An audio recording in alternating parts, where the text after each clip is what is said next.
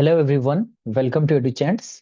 So today in this class we are going to discuss about the education which is for the sustainable development, then global citizenship education, and what are the policies or what are the provisions for the disadvantages group and for their education as well as for their safety.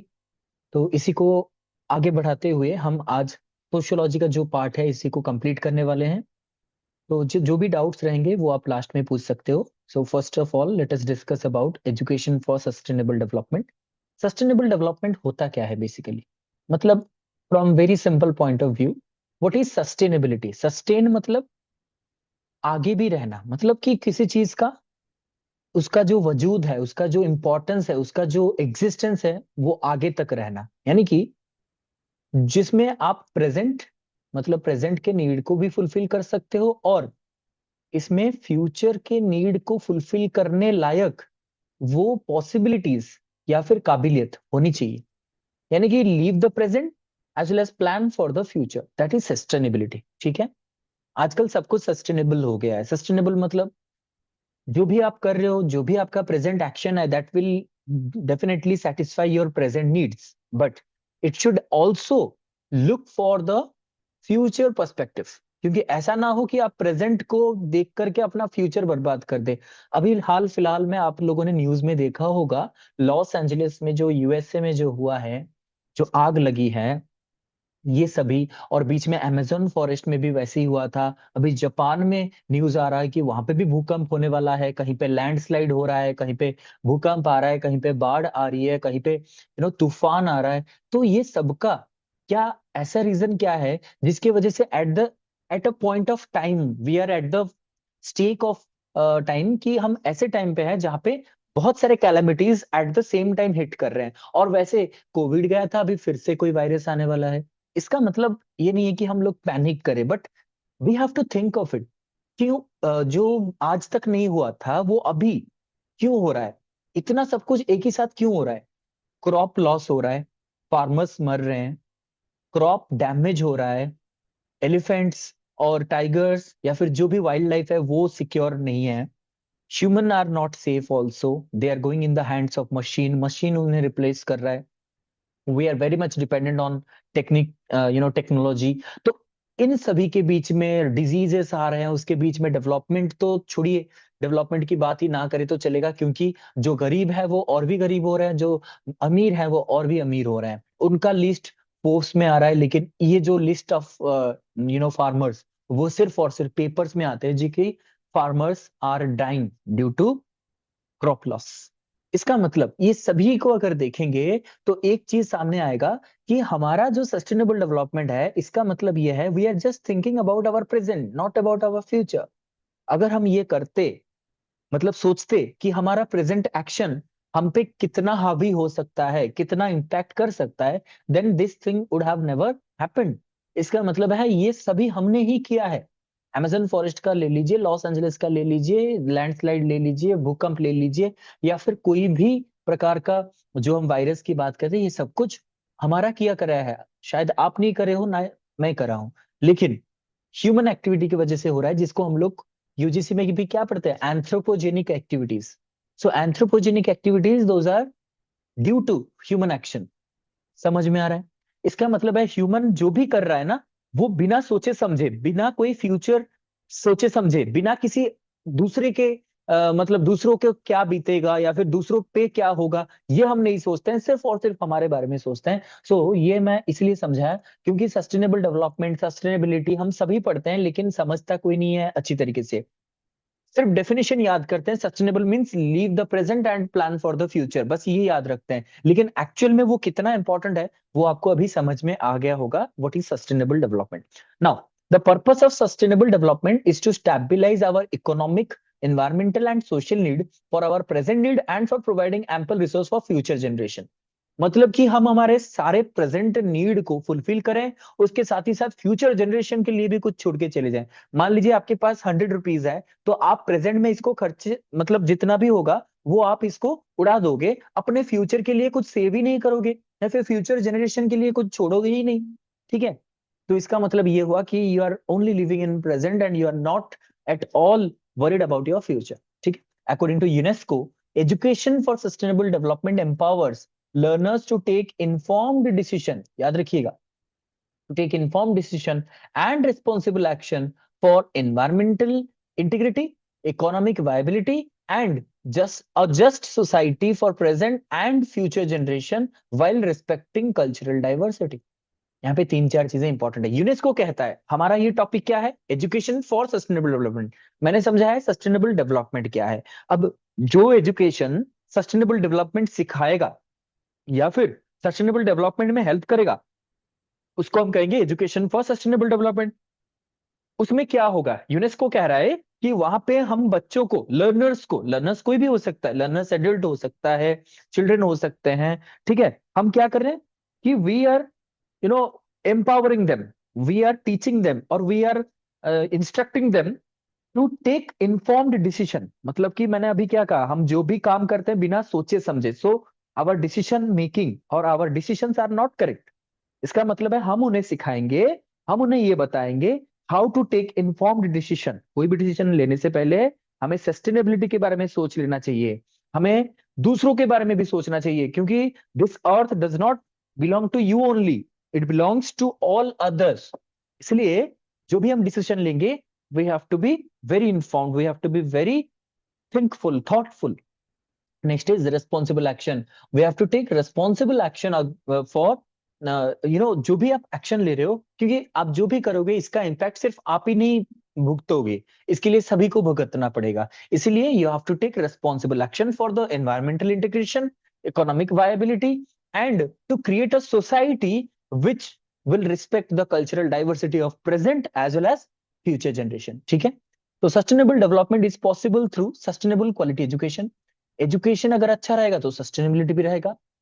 It may include teaching on climate transformation, disaster risk decrease, biodiversity, poverty decline, sustainable utilisation of food and water etcetera.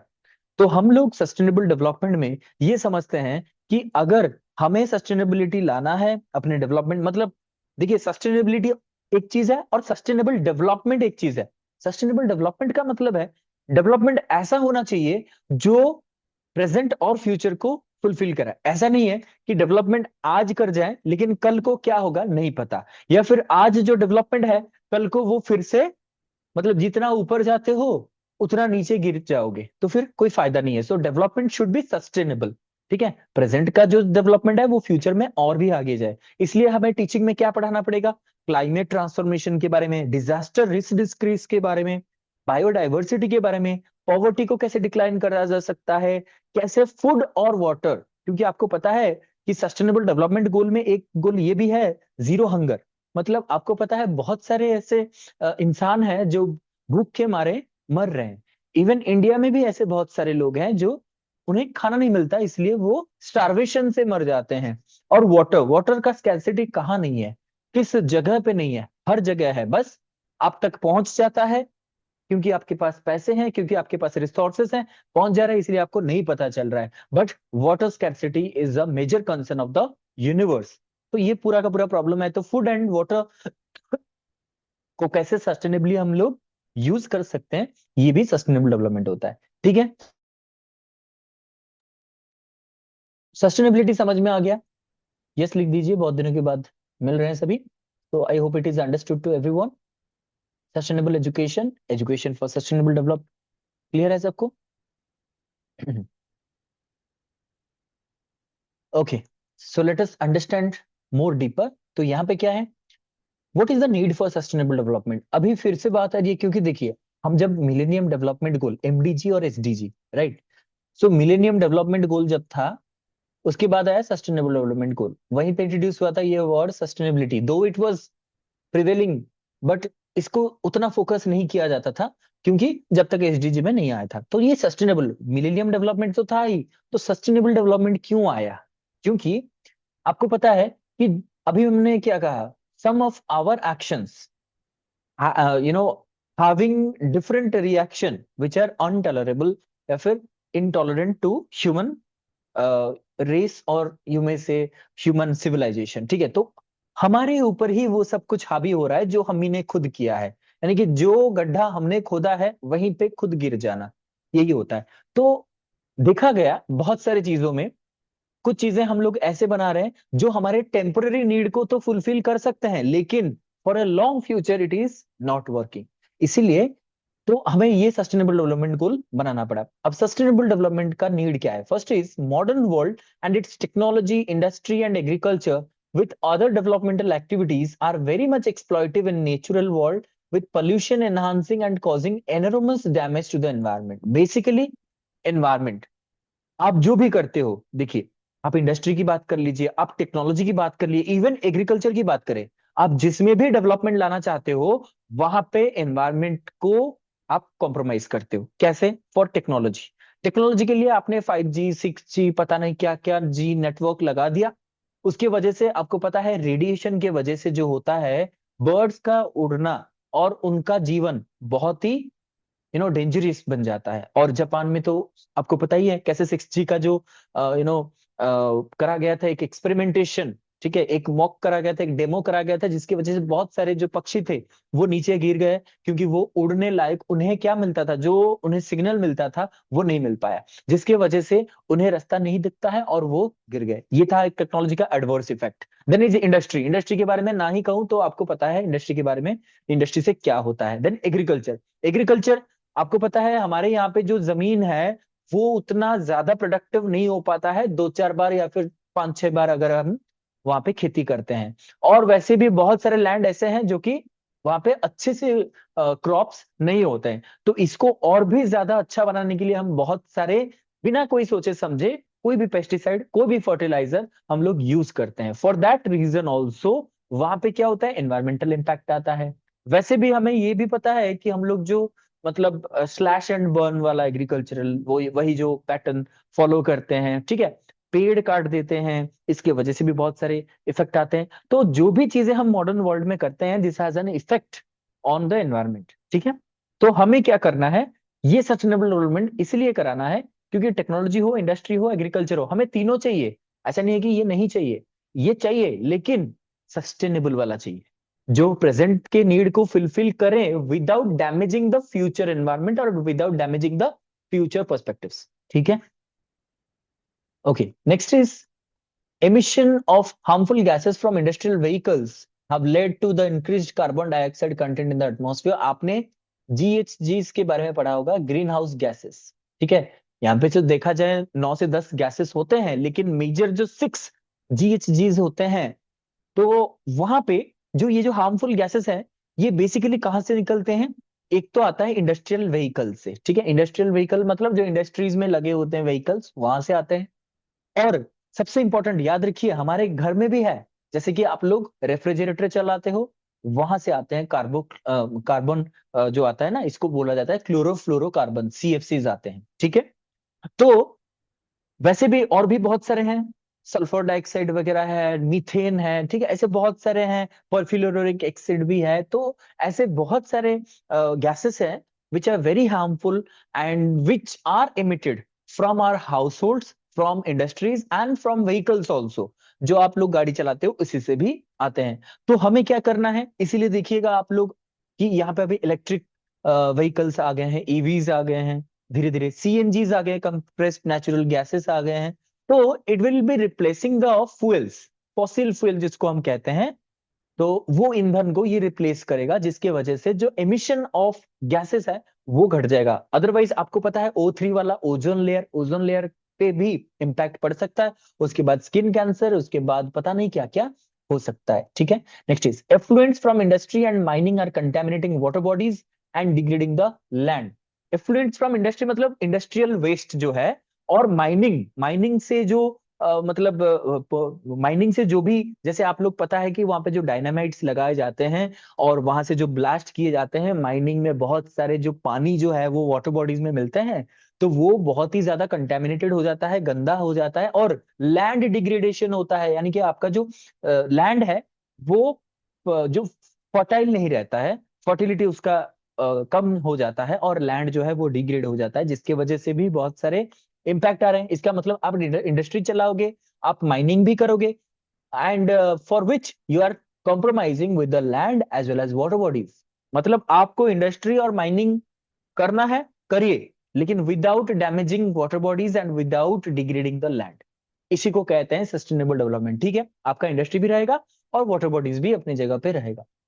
High doses of fertilizers are polluting local water bodies, pesticide residues in the soil contaminating water bodies.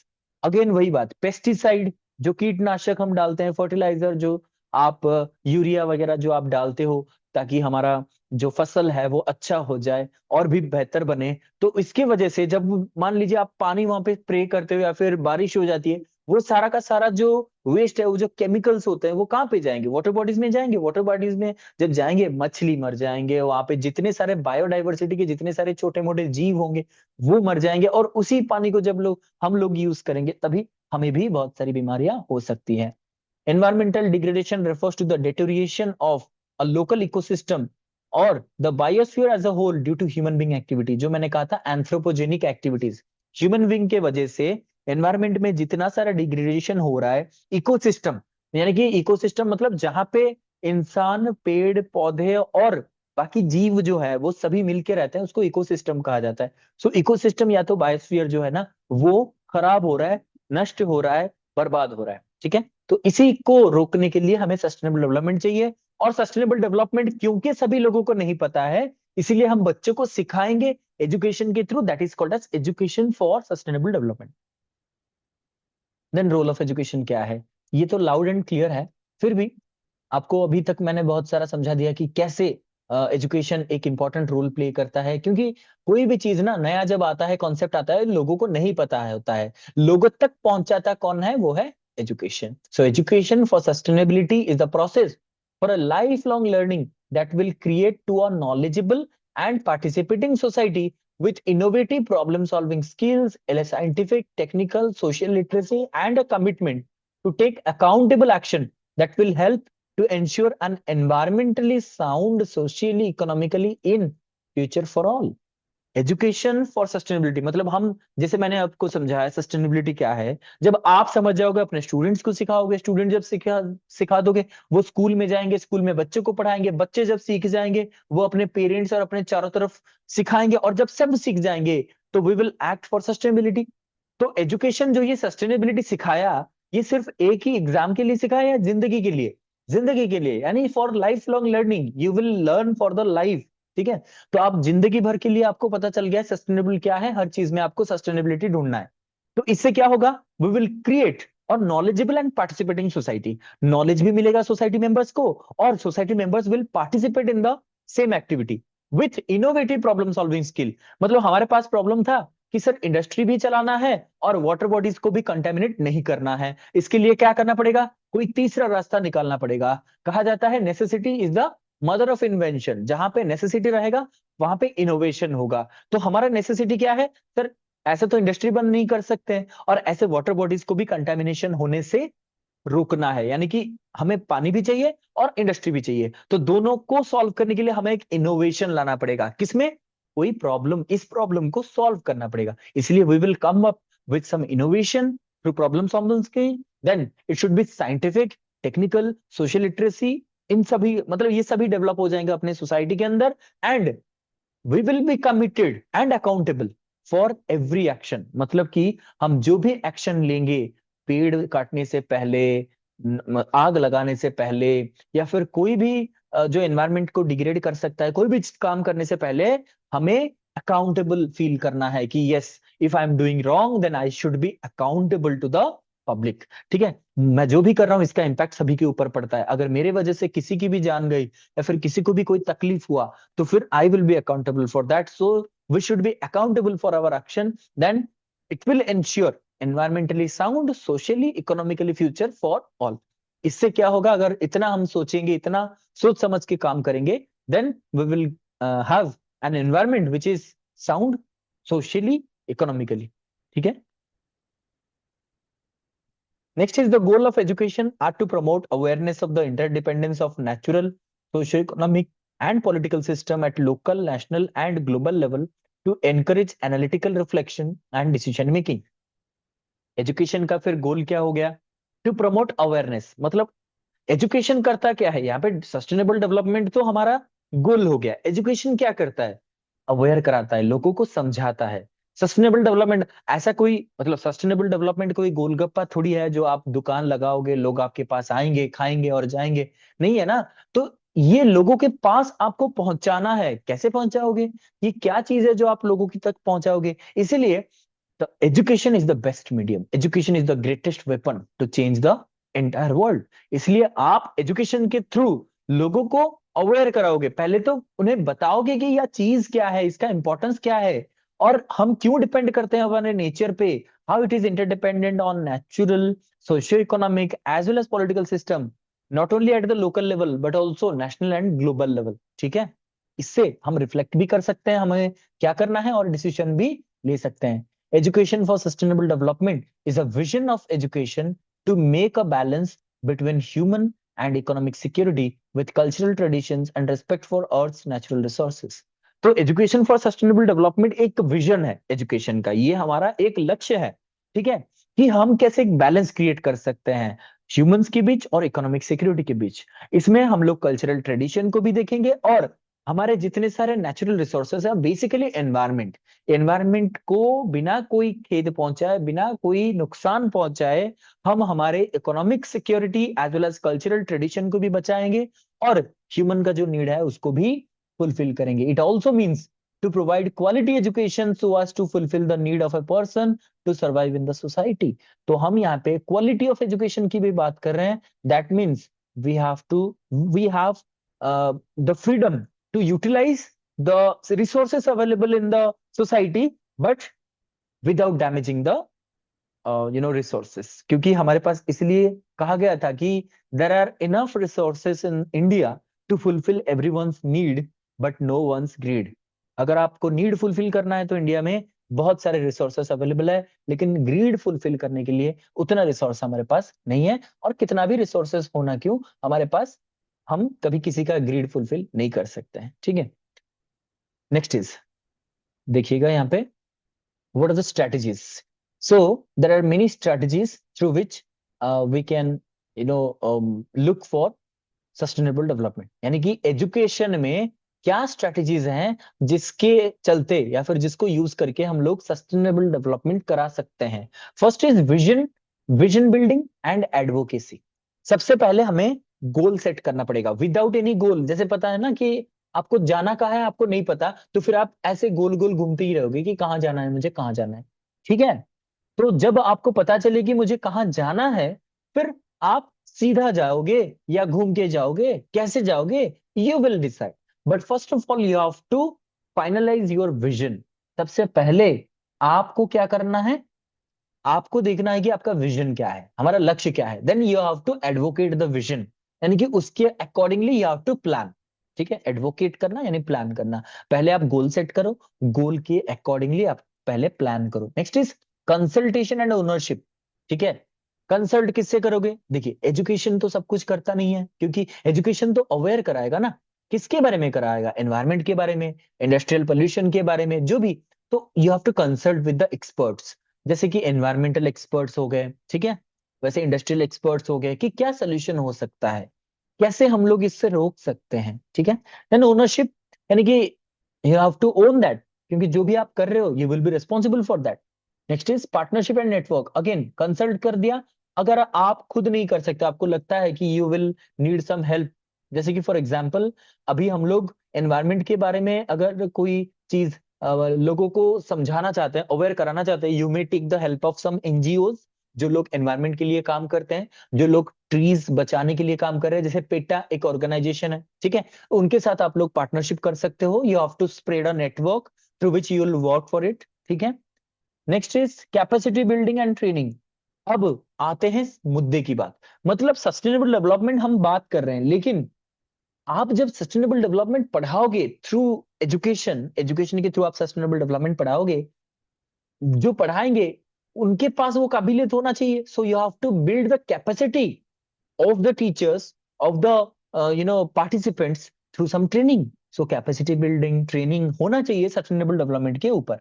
Next is research and innovation. ये तो compulsory है हर एक field में, क्योंकि आप जितना research करोगे, जितना इनोवेट करोगे, उतना अच्छा स्ट्रेटजी आप बिल्ड कर सकते हो फॉर एजुकेशन।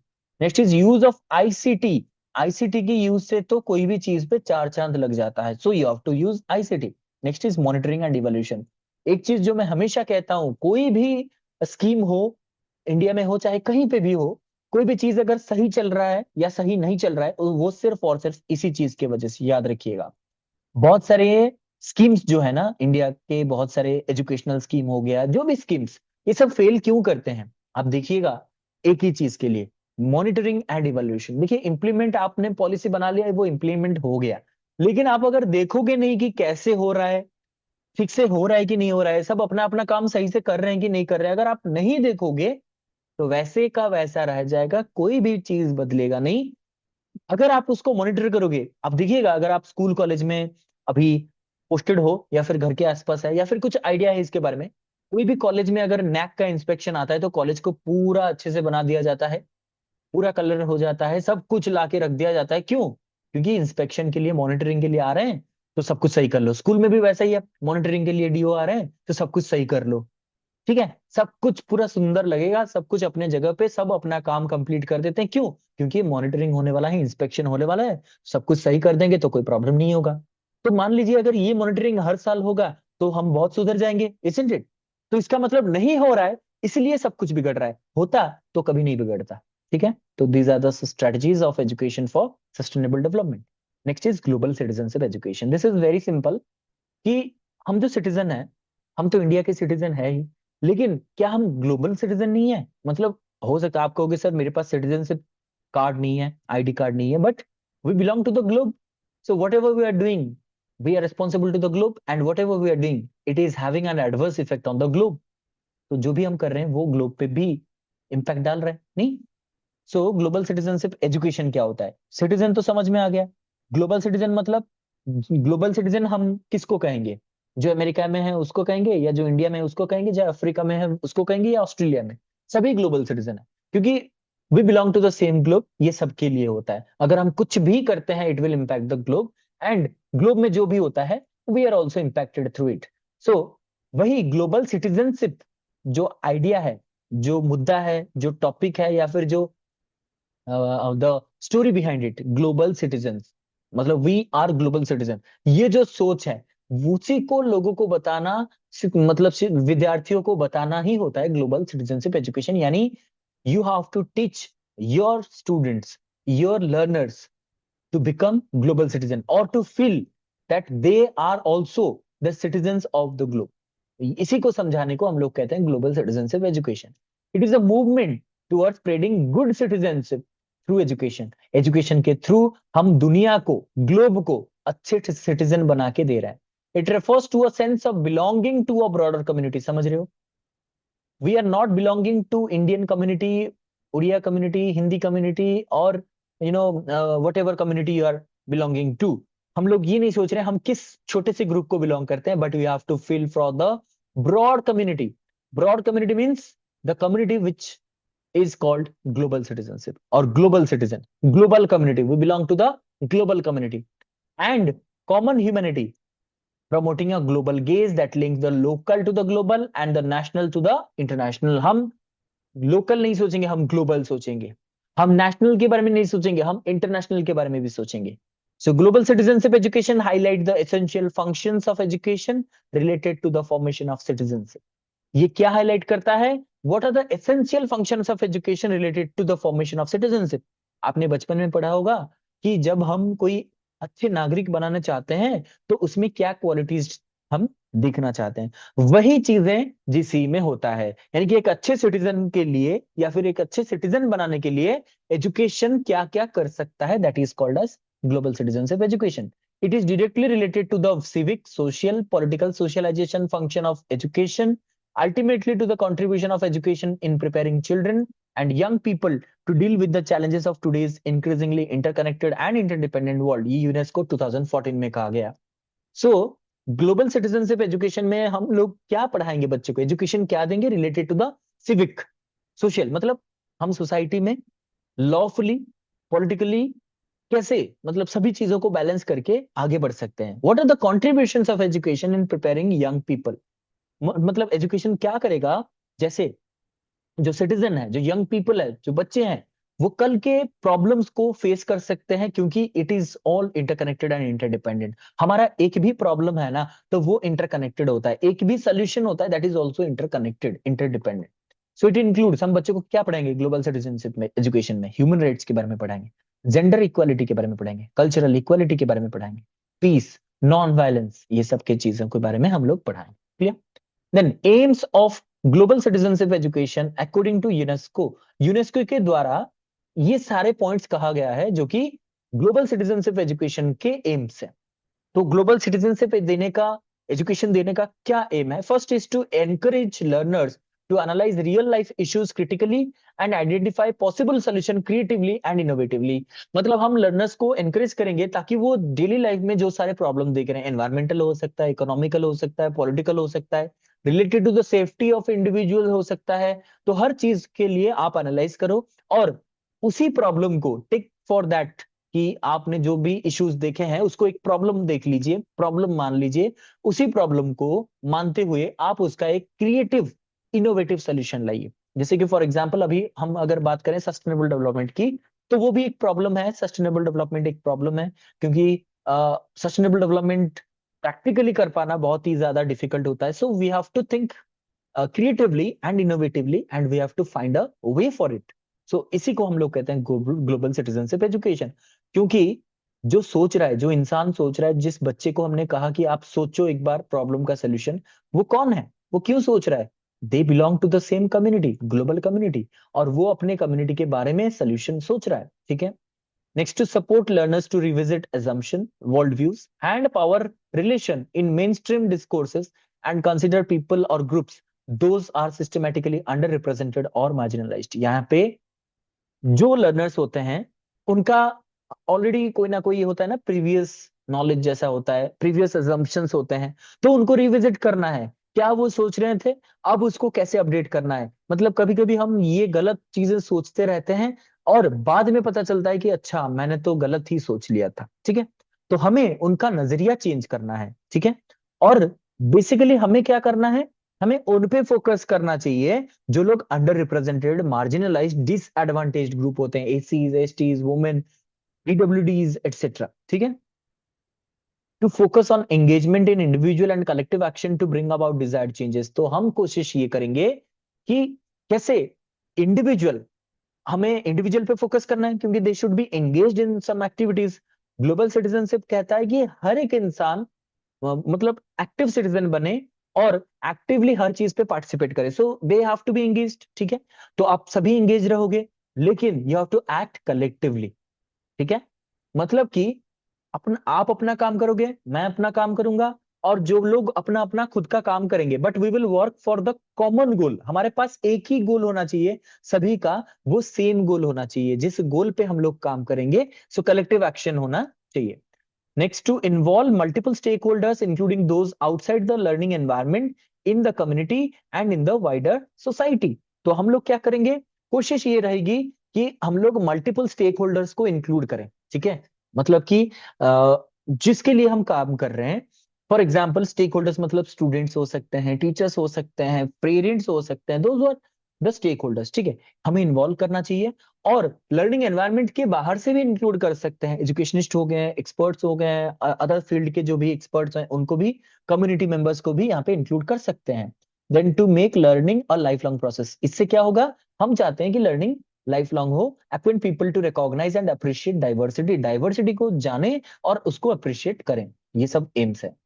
अब आते हैं हम लोग कॉन्सेप्चुअल डायमेंशन, मतलब कि जो भी हम पढ़ाएंगे कॉन्सेप्चुअली, क्या क्या डायमेंशन, ये तो आपको पता ही है, cognitive dimension, socio emotional dimension और बिहेवियरल। कॉग्निटिव में क्या होगा, सिर्फ नॉलेज गेन करोगे, to acquire knowledge and critical thinking हो गया। सोशियो इमोशनल डायमेंशन क्या है, to have a sense of belonging to a common humanity. मतलब आप सोशली और इमोशनली खुद को अटैच करोगे to the global community, for the community which belong to the common humanity. ठीक है? नेक्स्ट इज बिहेवियरल, मतलब you have to act responsibly, मतलब पहले तो आपने समझा, उसके बाद आपने खुद को अटैच किया socio emotionally, then you have to act accordingly, to act effectively and responsibly for the greater humanity, for the common humanity, that is global citizenship. अब आते हैं क्या क्या फैक्टर्स हैं, मतलब what are the factors of global citizenship education. First is open environment for universal values.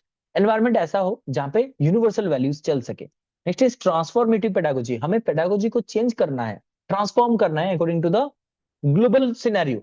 Next is support for youth lead activities, आपको पता है the role of youth in every sphere, whether it is sustainable development, whether it is global citizenship education, whether it is a kind of change, इन सब में youth का activity बहुत important है। So support for youth led activities. Next, assessment to be based on experience, experience पे assess कराना चाहिए। Using global resources for learning, learning के लिए हम ग्लोबल रिसोर्सेज यूज कर सकते हैं, जैसे आप लोग यूट्यूब से पढ़ते हो, गूगल से पढ़ते हो, these are some of the global resources. Use of ICT in education, इसको यूज करेंगे। Sports and art based learning, sports और आर्ट के थ्रू सीखेंगे। कम्युनिटी बेस्ड अप्रोच, कम्युनिटी के थ्रू सीखेंगे। टीचर ट्रेनिंग होगा। मॉनिटरिंग और मेजरिंग, जिससे मैंने कहा monitoring is a indispensable part of every programme and every गोल।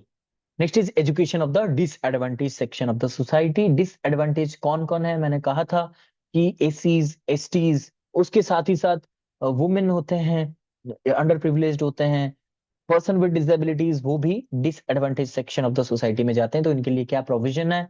सो बहुत सारे इंसेंटिव्स लिए गए हैं, जैसे कि आपको पता है एजुकेशन फॉर एससी एसटीज में educational incentives like free uniform, footwear may be supplied to the SC children, especially girls, to offset economic cost of education, and cash incentive may be provided to SC ST children to offset other hidden cost of education. Hidden cost मतलब जैसे कि अभी बच्चा अगर school आता है तो उसको जाने आने में, या फिर अभी तो फिलहाल खाना मिल रहा है, लेकिन फिर भी जो लोग सेकेंडरी में होते हैं उनके खाना नहीं मिलता है, या फिर जब वो कोई भी चीज, पेन, पेपर, जो भी बैग्स वगैरह जो भी खरीदते हैं उसके लिए, या फिर ये जो खर्चा होता है ना, तो हिडन कॉस्ट कहा जाता है। तो some of the main measures incentives are, जैसे फ्री यूनिफॉर्म, बुक्स वगैरह प्रोवाइड कर दिया जाता है, फुटवेयर प्रोवाइड कर दिया जाता है, ठीक है, ये सब तो मिल ही जाएगा, ठीक है, ये सब तो उन्हें मिल ही जाएगा। बट जो चीजें नहीं है, जो इसके अंडर में नहीं आता है, उन चीजों को, स्कूल जाने के लिए किसी बच्चे के लिए कोई रजिस्टर चाहिए, यानी कि जो किताबें चाहिए, पेन एंड पेपर चाहिए, ठीक है, ये सारी चीजें ना हिडन कॉस्ट होता है। तो इसको यू नो अचीव करने के लिए हम लोग एससीज और एसटीज को इंसेंटिव प्रोवाइड करते हैं उनके बच्चों को। Funds may be earmarked for remedial teaching of SC STs and other disadvantage children at district level. District level पर रेमेडियल टीचिंग के लिए फॉर द डिसएडवांटेज चिल्ड्रन, उनके लिए फंड्स रहना जरूरी है। Out of school children in urban area should also be provided with better facilities under Sarva Shiksha Abhiyan. तो हम लोग क्या कोशिश करेंगे, out of school children urban areas में, सिर्फ स्कूल के नहीं है, जो लोग स्कूल से ड्रॉप आउट हो चुके हैं या फिर स्कूल में नहीं है, but they come under your jurisdiction, तो हम अर्बन एरियाज में उनको बेटर फैसिलिटीज प्रोवाइड करने की कोशिश करेंगे। Inclusive education should become an idea for every school located in villages taking care of SC STs. SC STs को जो गांव में पढ़ाया जाता है, जिस स्कूल में पढ़ाया जाता है, वहां पे इंक्लूसिव एजुकेशन हमें मतलब लागू कराना चाहिए, वहां पे उसका सेटअप बनाना चाहिए। Indira Gandhi post graduate scholarship for single girl child, ये भी होता है जो एससी एसटी बच्चों के लिए, और ये गर्ल्स के लिए भी होता है। Residential coaching academy for minorities, Rajiv Gandhi national fellowship for एससीज and STs, Maulana Azad national fellowship for minorities, post doctoral fellowship for SC ST and women etcetera. तो ये बेसिकली सभी के लिए है, माइनॉरिटीज के लिए भी रेमेडियल कोचिंग है, यानी रेसिडेंशियल कोचिंग है। राजीव गांधी नेशनल फेलोशिप आपको पता ही है एससी एसटीज के लिए है, मौलाना आजाद नेशनल फेलोशिप माइनॉरिटीज के लिए है, ऐसे। और एनईपी 2020 में ये भी कहा गया कि हम लोग स्पेशल एजुकेशन जोन तैयार करेंगे टू बी गिवन इंपॉर्टेंस, जहाँ पे एजुकेशन बहुत ही पिछड़ा हुआ है, वहां पे हम स्पेशल एजुकेशन जोन बनाएंगे उसको, और वहां पे स्पेशल टीचर्स, स्पेशल फैसिलिटीज और स्पेशल इक्विपमेंट्स भेजे जाएंगे, जहां पे एजुकेशन ग्रूम करने लगेगा। अब आता है education of OBCs and minorities, कुछ तो वहां पे हमने पढ़ दिया है। तो यहाँ पे द स्ट्रीट चिल्ड्रन, बेसिकली जो लोग स्ट्रीट चिल्ड्रन है, वो चिल्ड्रन ऑफ कन्विक्ट्स, जो गिरफ्त होके चले गए हैं, सेक्स वर्कर्स के बच्चे, इन सभी को स्पेशल फोकस दिया जाएगा समग्र शिक्षा अभियान में। फंड्स में भी earmarked for the remedial teaching of SC ST, जो मैंने अभी कहा। More minority concentration district should be identified so that more children from minority group get facilities under समग्र शिक्षा अभियान। तो माइनॉरिटी कंसंट्रेशन जिस डिस्ट्रिक्ट में ज्यादा है, ठीक है, जिस डिस्ट्रिक्ट में देखा गया माइनॉरिटी ग्रुप, या फिर लैंग्वेज माइनॉरिटी कह लीजिए, या फिर आप रिलीजियस माइनॉरिटी कह लीजिए, जहां पे उनका कॉन्सेंट्रेशन ज्यादा है, जहां पे उनका पॉपुलेशन ज्यादा है, हम कोशिश करेंगे उस एरिया में उन्हें फोकस करने के लिए, so that they can come under the समग्र शिक्षा अभियान and they can get all the facilities available for them. Recognized madrasa should be brought under समग्र शिक्षा अभियान and facilitate extending to them. यानी कि हम लोग कोशिश करेंगे जो मदरासास हैं उसको समग्र शिक्षा अभियान के अंडर ला करके वहां पे सारे फैसिलिटीज प्रोवाइड करने के लिए. Drop out rates of disadvantage group are notice to be going up as the level of education goes up. यानी कि डिसएडवांटेज ग्रुप के बच्चे धीरे धीरे ड्रॉप करते जा रहे हैं जितना एजुकेशन ऊपर जा रहा है. इसका मतलब है स्कूल में वो लोग पढ़ाई कर लेते हैं, जब स्कूल से हायर चले जाते हो, आप लोग कॉलेज में चले जाते हो, वो ड्रॉप आउट कर लेते हैं. कॉलेज से जब यूनिवर्सिटी चले जाते हो तो और ड्रॉप कर जाते हैं. तो इससे क्या पता चलता है कि हमारा जो ये रेट ऑफ ड्रॉप आउट है, वो जितना लेवल ऑफ एजुकेशन हायर होता चलेगा, ऊपर जाएगा, उतना ज्यादा ड्रॉप आउट रेट बढ़ेगा, और बेसिकली वो डिसएडवांटेज ग्रुप के ही होते हैं. To reduce the rate of dropouts among disadvantaged should become the focus of 11th 5-year plan. तो ये होना चाहिए था, और अभी जो 13th आने वाला था उसका भी प्लान होने वाला था. Inclusive education should become the idea of every school located in villages, taking care of OBC and disadvantaged group. Inclusive education यहाँ पे भी प्रोवाइड करने की बात हुई थी. उसके बाद हम लोग क्या देखेंगे, education of children with special need. आपको पता है कि सबसे पहले, अब तो आपको पता है ईसीसी आ चुका है, जो early childhood care and education. उससे पहले क्या था, उससे पहले था integrated education for disabled children. और इसमें मतलब कि जो हम कहते हैं ना कि एक था ICDS, integrated children child development services भी था आईसीडीएस में. इसमें आता है आईईडीसी में क्या आता है, integrated education for disabled children, जो कि 1974 में आ चुका था. ठीक है, by the then department of social welfare. मतलब ये एक डिपार्टमेंट हुआ करता था, social welfare was transferred to the then Department of Education in 1982. पहले 74 में इसको दिया गया था सोशल वेलफेयर को, डिपार्टमेंट को. उसके बाद ट्रांसफर करा गया डिपार्टमेंट ऑफ एजुकेशन को 1982 में. डिसेबल्ड चिल्ड्रन के लिए ये इंटीग्रेटेड एजुकेशन प्रोवाइड कराने के लिए ये बनाया गया था. So inclusive education should become the objective of every school taking care of SC STs OBC and handicap. तो सभी बच्चों के लिए इंक्लूसिव एजुकेशन प्रमोट करा जाएगा. Special school with hostel in every district for severely handicap. जो severely handicap है उनको डिस्ट्रिक्ट हेडक्वार्टर में एक एक हॉस्टल प्रोवाइड करा जाएगा, हॉस्टल में अकोमोडेशन प्रोवाइड करा जाएगा. Vocational training for handicap children, उन्हें वोकेशनल ट्रेनिंग दिया जाएगा. Teacher training for special educator, यानी कि स्पेशल एजुकेशन जो लोग पढ़ेंगे उनके लिए स्पेशल एजुकेटर का ट्रेनिंग भी होगा. Granting scholarship to the disabled children. Restructuring curriculum according to the need, क्योंकि एग्जाम सिस्टम वैसे ही है, रिजिड है, फ्लेक्सिबल अभी तक नहीं बना है, क्योंकि जो स्पेशल बच्चे हैं उनको हम ऐसे नहीं तोल सकते हैं जैसे जनरल बच्चे को तोलते हैं, जैसे इसलिए एग्जामिनेशन रिफॉर्म की बात हुई है. Transport facilities to the student and disabled, जो उनके जाने आने के लिए, डिसेबिलिटीज से गुजरने के लिए जो फैसिलिटीज चाहिए ट्रांसपोर्टेशन, वो उन्हें प्रोवाइड करा जाएगा. आर्किटेक्चरल बैरियर फ्री एनवायरनमेंट, तो बैरियर बिल्कुल भी नहीं रहेगा. ठीक है, कोई भी बिल्डिंग ऐसा नहीं बनेगा जहाँ पे उन्हें मूव करने में कोई प्रॉब्लम हो. The supply of books, uniform and aid and appliances, ये भी प्रोवाइड करे जाएंगे. Education of the girls and women, तो गर्ल्स और वुमेन के लिए क्या करा गया है, यहाँ तक हमने सिर्फ पढ़ा है, यहाँ तक हम लोग पढ़ रहे हैं कि what are the legal policies और लीगल एक्शन जो कि इनके ऊपर लेना चाहिए, डिसएडवांटेज ग्रुप के लिए लेना चाहिए, यहाँ पे हम लोग पढ़ रहे हैं. तो लड़कियों के लिए, वुमेन के लिए क्या करना चाहिए, हॉस्टल फैसिलिटीज फॉर गर्ल्स और women should be increased and made available in and around the existing educational institution. हर एक इंस्टीट्यूशन में इनफ सीट नहीं होते हैं जो कि हॉस्टल के लिए. ठीक है, तो हम कोशिश करेंगे हर एक कॉलेज में सफिशिएंट हॉस्टल उनके लिए प्रोवाइड कराएं. Reservation of 33% girls in all technical and other higher educational institution with respective categories. यानी कि उनके लिए 33% ऑफ रिजर्वेशन हर एक फील्ड में रहेगा, weather it is education, weather it is job. ECC centers should be established in all habitation irrespective of number of inhabitants, and they should be gradually elevated by inclusion of other component like nutrition and health. ECC habitation में centre बनाया जाएगा, यानी हर प्रकार के जगह पे, मतलब वो रूरल हो, अर्बन हो, सेमी अर्बन हो. ठीक है, वहां पे हम लोग कोशिश करेंगे कि एक एक करके ईसीसी सेंटर बनाएं, और वहां पे धीरे धीरे एजुकेशन, न्यूट्रिशन, हेल्थ, इन सभी का ध्यान रखें. उसके बाद केजीबीवीज के कस्तूरबा गांधी बालिका विद्यालय स्कीम, जो कि एक्सटेंड करा जाएगा क्लास 12 तक, ये एनईपी 2020 में भी कहा गया था. ऑल द यूनिवर्सिटीज और institution should establish women study centre. बहुत सारे यूनिवर्सिटी ने एस्टेब्लिश कर ही दिया है वुमेन एजुकेशन, ठीक है, वुमेन एजुकेशनल स्टडीज या फिर वुमेन स्टडीज, एक मतलब डिपार्टमेंट बनेगा वुमेन स्टडीज, ठीक है, वुमेन पर स्टडी करा जाएगा इस यूनिवर्सिटीज में, इंस्टीट्यूशन में। More scholarship should be extended to girls और women for taking up professional courses. अगर आप प्रोफेशनल कोर्सेज करना चाहते हो and you are a female, you are a girl और women, so scholarship should be provided to those learners or the aspirants, ठीक है। Next is constitutional provisions. हम कुछ कॉन्स्टिट्यूशनल प्रोविजन के बारे में बात करेंगे कॉमनली, जो कि इन्हीं डिसएडवांटेज ग्रुप के लिए बनाया गया है। सो आर्टिकल 14 जो है हमारे इंडियन कॉन्स्टिट्यूशन में, इक्वलिटी बिफोर लॉ, आपको पता है, no person the state not will not deny any person by discriminating, equal protection law of law within the territory of India, whether you are the president of India or a citizen of India, you will be equal before law. Next, Article 15 Clause 3 कह रहा है women education, it provides special provision for women and children education.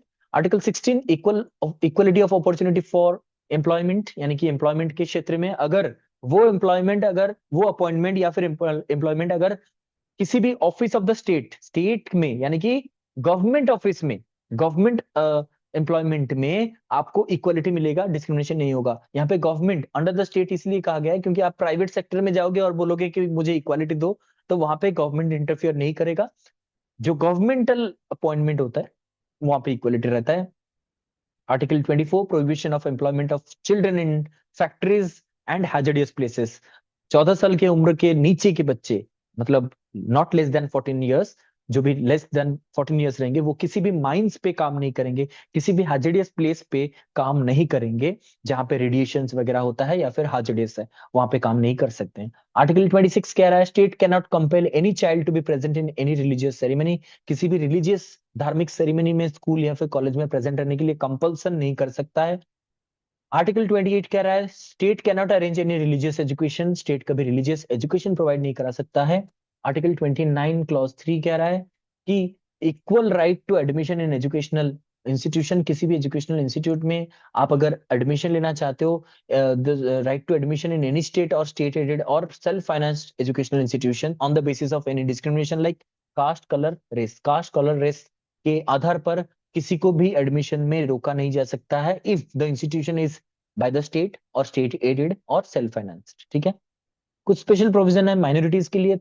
Article 30 clause 1 कह रहा है linguistic और religious minority group will enjoy the right of establishing and administrating some of their educational institution of their interest. अगर linguistic या फिर religious minority चाहते हैं अपना खुद का इंस्टीट्यूशन बनाने के लिए, उसे एस्टेब्लिश भी करने के लिए और एडमिनिस्ट्रेट करने के लिए, तो वो कर सकते हैं। आर्टिकल 30 क्लॉज 2 कह रहा है state shall not discriminate in providing assistance to educational institution run by minorities. तो ये क्लॉज 2 कह रहा है कि स्टेट कभी भी डिफरेंशिएट नहीं कर सकता है, कम ज्यादा नहीं कर सकता है अगर वो इंस्टीट्यूशन माइनॉरिटी के द्वारा रन कर रहा है।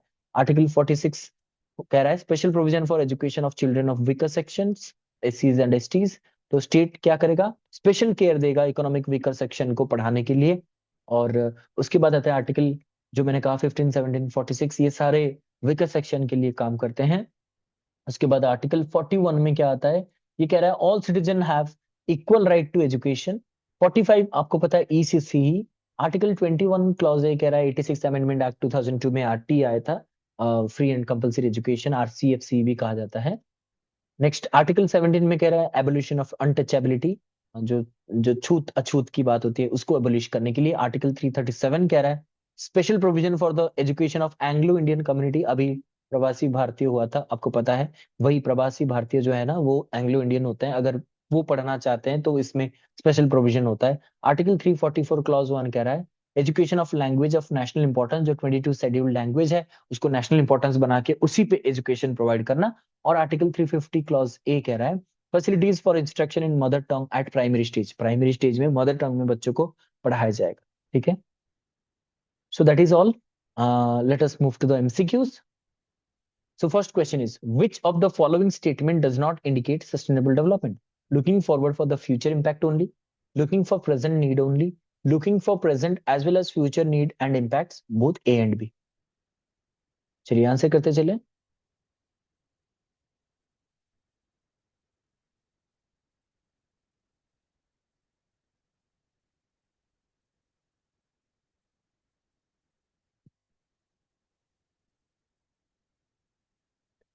ओके, चलिए यहाँ पे डिफरेंट डिफरेंट आंसर्स आने लगे हैं। D is the correct answer.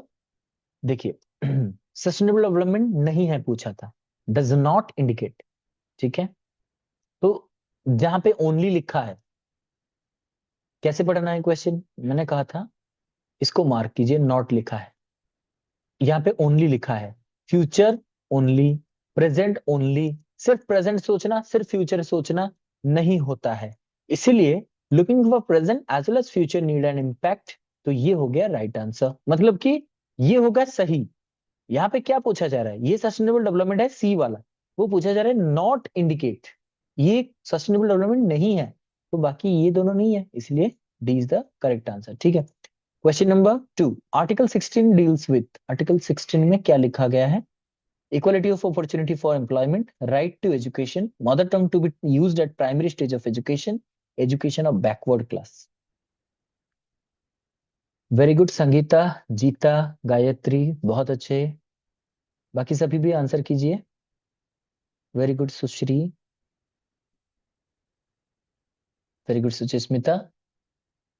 So the answer is equality of opportunity for employment if it is public employment, यानी कि स्टेट एम्प्लॉयमेंट या फिर स्टेट गवर्नमेंट के अंडर जो अपॉर्चुनिटीज मिलते हैं।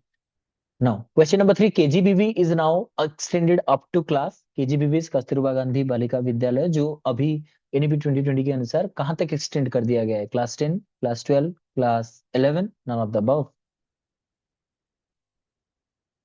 वेरी गुड संगीता, जीता, सोनाली, सुचिस्मिता, गायत्री, सुश्री, बहुत अच्छे। इट इज 12th क्लास तक इसे एक्सटेंड कर दिया गया है केजीबीवीज को। Which article of the Indian constitution ensures instruction in mother tongue at primary stage, primary stage में मदर टंग में पढ़ाया जाएगा, ये किस कॉन्स्टिट्यूशनल आर्टिकल में लिखा गया है? 321, 334, 337 clause A, 350 clause A. Very good Gayatri, Sangeeta, Geeta, Sushri, Sonali. So it is 350 clause A article में लिखा गया है कि प्राइमरी स्टेज में हम लोग मदर टंग में पढ़ाएंगे। And the last question is article 30 clause 1 deals with education of women at higher education, appoint a language officer, right to establish minority institution, special provision for SC STs in employment. 30 clause 1, इसका clause 1 और 2 दोनों ही important है, तो याद रख लीजिएगा। चलिए बहुत अच्छे, जीता, गायत्री, संगीता, वेरी गुड। तो इसका आंसर है C, right to establish minority institution if they want to establish their institution, whether it is language minority or whether it is religious minority, they can establish and administer their institution. और clause 2 क्या कह रहा है कि state shall not discriminate in funding the agencies or funding the institution run by the minorities, ठीक है। So thank you all. Any queries you may ask now.